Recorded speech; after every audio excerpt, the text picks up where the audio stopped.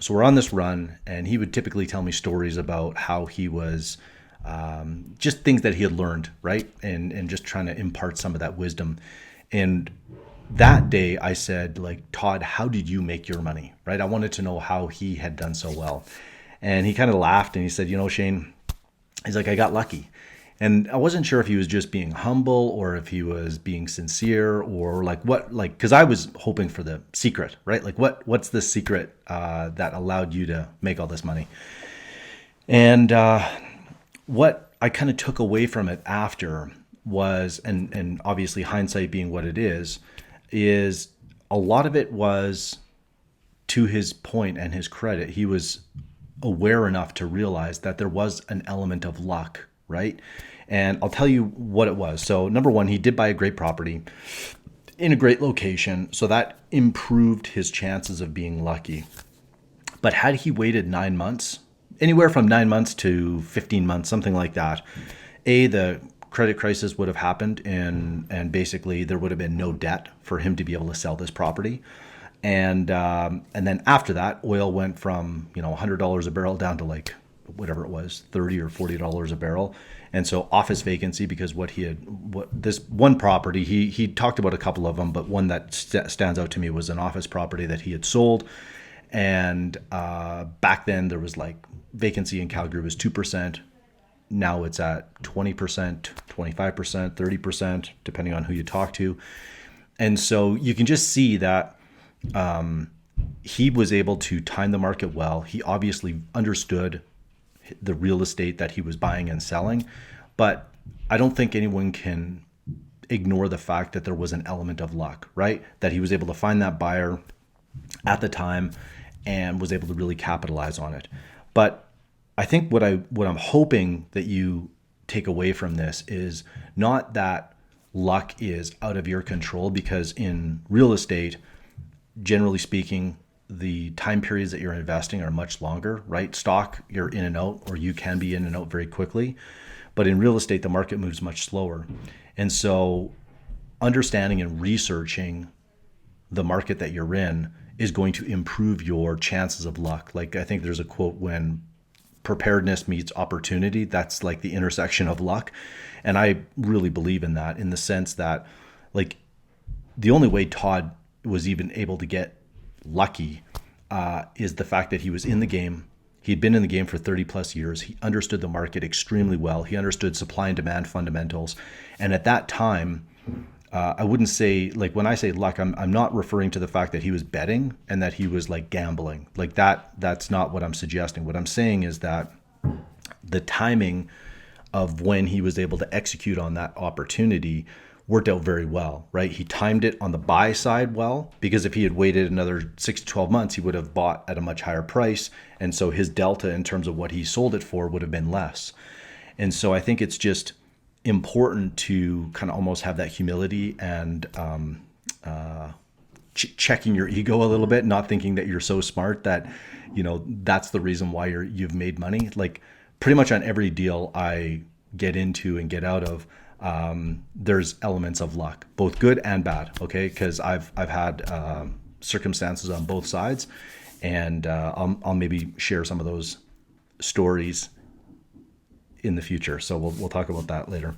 Now, how do you actually kind of take some of this and apply it, right? Because it's one thing to say luck, but what are the takeaways? What are the tangible activities, actions, strategies that I think will potentially improve your luck? And there's a couple of them. Number one is these are going to sound basic.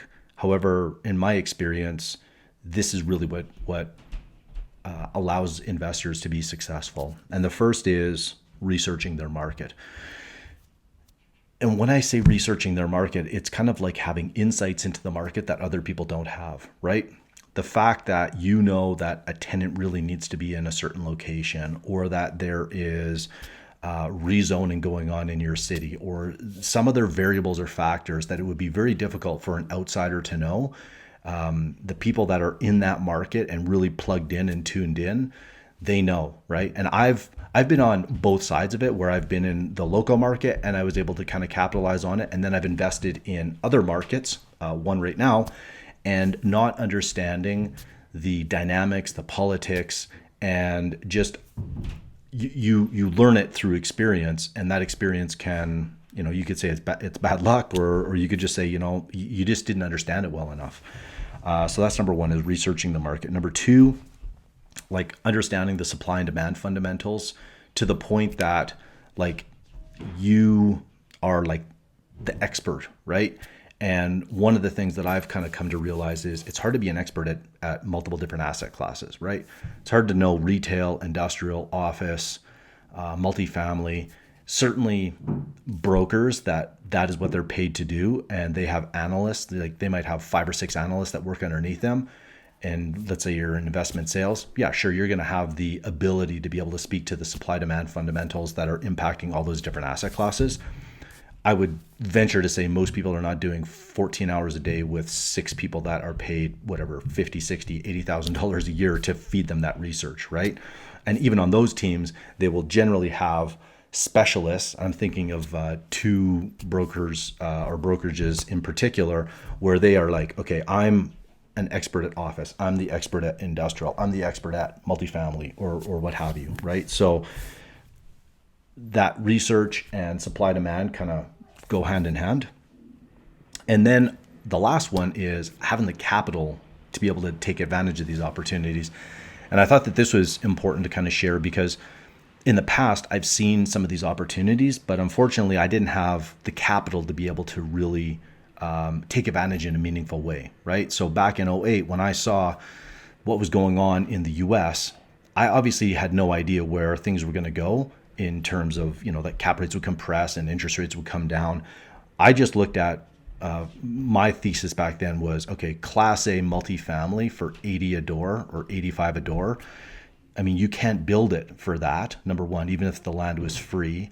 And these were properties that I would have lived in, right? I mean, they had pools and clubhouses, and it was just unbelievable. I was comparing that to Calgary and Edmonton, where investors were satisfied with 50-year-old buildings, wood frame, that were no elevators, and they were selling at double on a price per door basis, right? 150, 160 a door. And so I just looked at it and thought, like, there's no way that, these major cities like Houston and Dallas were the 2 primary cities I was looking at. There's no way that these multifamily are not going to start to climb up, right? So that is the third one. And having the capital, the investors, the people around you to be able to allow you to take advantage of those opportunities is probably the last thing. So researching, understanding supply demand, having capital. I hope that you can kind of see that when I'm talking about luck, I'm really referring to, like, you can create the luck, if you will, right? But there's going to be certain things that are just outside of your control. And that's really where understanding those 3 things, researching, understanding supply demand, and having capital to be able to weather the storm. If it turns out that things aren't working out quite the way that you wanted, these kind of all play into your ability to successfully invest.